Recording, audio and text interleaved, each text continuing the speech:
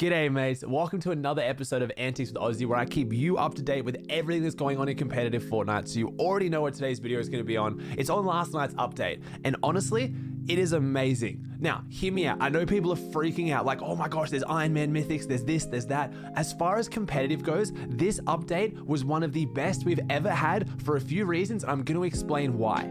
Firstly, all the new Mythics aren't in competitive. If you go into Arena, Iron Man does not spawn and you can't get your hands on Thor's hammer, which means they're sticking to what they said they would do a little while ago, where if you guys didn't read it, I think it was last season or the season before, we got a blog post that basically said that new items will not be added to competitive playlists for up to 2 weeks to test them and trial them and make sure they're not broken, which is huge. We've been asking for that for so long, and this is really the first time we've actually seen it put into place, really, other than like the flare gun. So far, that massive plus. Secondly, what no one is talking about, because everyone was freaking about the new Mythics, the old Mythics got massively nerfed. Like huge nerfs. Doom's Mythics are still going to be really strong, but nowhere near as strong now. Let me run you through some of the changes that were made. Now, this is all due to Mango Leaks. That's where I've got all these stats from, so I'm going to put their link in the description down below. Make sure you check them out. Much love to them. But let's go through. Firstly, we've got Doom's Mythics so far. So the Gauntlet and the Bomb have both had their environmental damage decreased significantly.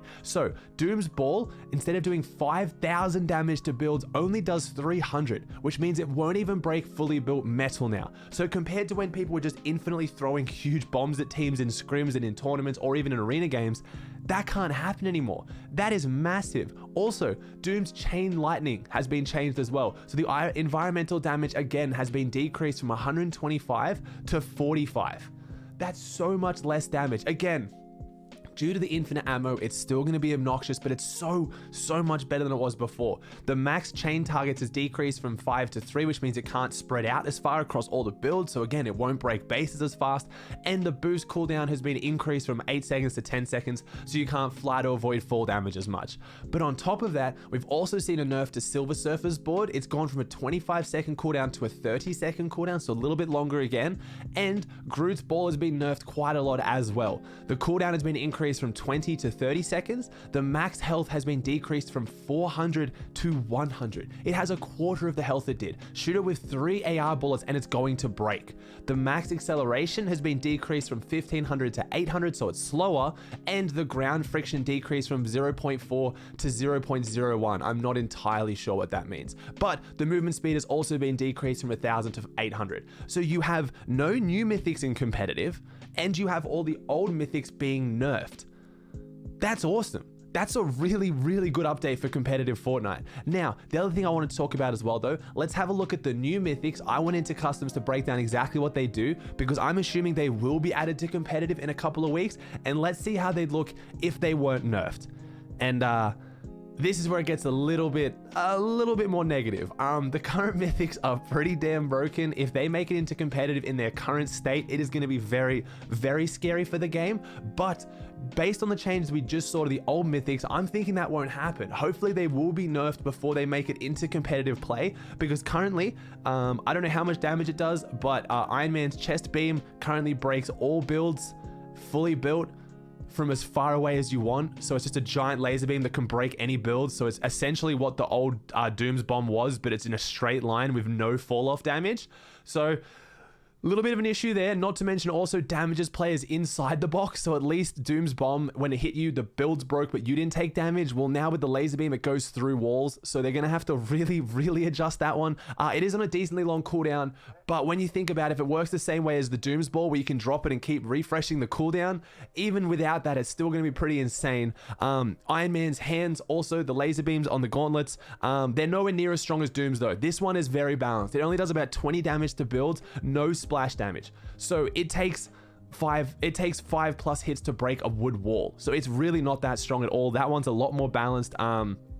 So overall, Iron Man's chest beam 100% needs a nerf. The gauntlets completely fine, but Thor's hammer, this one is really scary. Thor's hammer has a 40-meter radius from what I could see in customs. It drops a giant hammer from the sky that breaks all builds and does damage to opponents inside the builds. So I tried this on buildings, like literally fully built buildings inside Craggy. It will break through the entire building. So if this is endgame and you just set that up and it's a full closeout zone. It's basically a junk rift. It's essentially a junk rift. So hopefully that gets nerfed, or it doesn't somehow make its way into competitive. But I'm just wanted to talk through what might look like competitive in 2 weeks.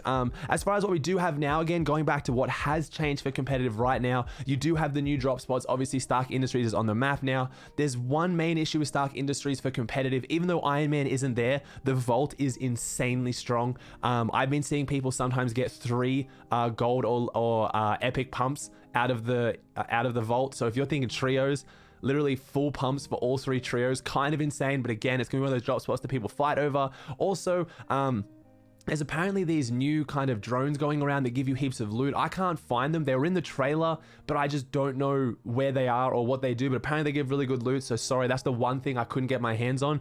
The other thing that's really, really strong about Stark Industries going to be going forward for competitive is the cars. It might not seem like a big deal, but the cars at Stark Industries are different. They look like they're like Iron Man's Lambos or something, but their boost is way stronger. They have infinite petrol and they just go faster in general. They start off faster. It's just, they're really, really strong. And when I'm looking at teams like Sea Scopes and Illust who've been dropping Lazy Lake and doing really well because they have Lambos to get around the map, this is just going to be another aspect of that, which is just so insanely strong.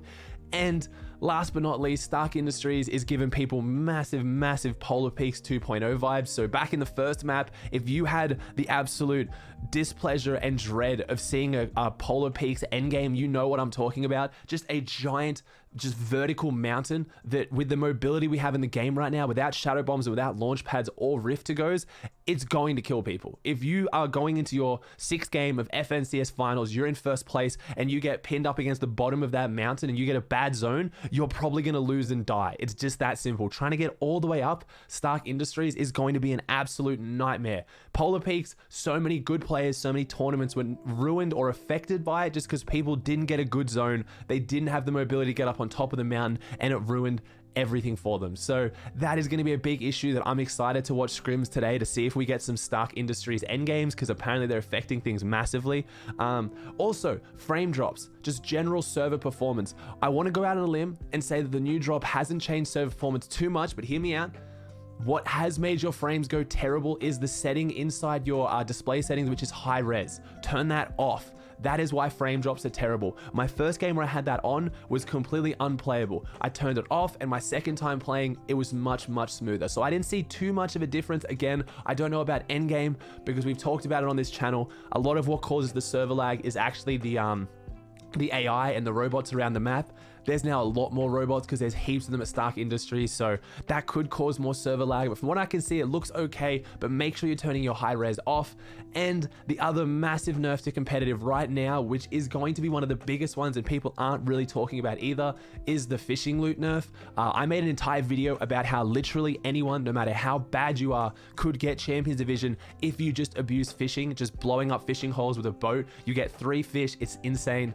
That is no longer in the game. That video is now useless. So many teams have based their drop spots off blowing up fishing holes, and it's really going to affect their loot. The time it now takes you to find a fishing rod or a harpoon, have to fish up 3 different things from a fish hole, go to the next one, it's going to slow everything down. Blowing up fishing holes was one of the only saving graces to 100% chest spawn reduction, which we didn't have reverted. So we now have the same chest spawn rate and a massive nerf to fishing, which is going to mean that there's even less meds on the map. Fully expect for your next few weeks, or until hopefully they change chest spawn or something happens, you're going to kill a lot of people and they're not going to have meds.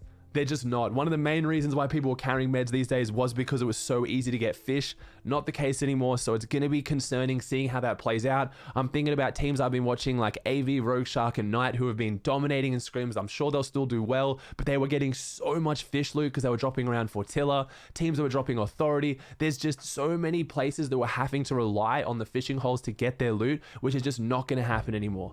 So overall, it's looking like a pretty good update for a few things because they've nerfed a whole bunch of mythics. They're trying to balance items, which is huge. They're not putting items straight into competitive, which is also huge because we can hope now with tournaments going forward, if all of a sudden, I don't know, a new superhero comes in, let's say Hulk comes in the night before Trio FNCS finals, we can hope that those mythics or that won't change the game too much for tournaments going forward.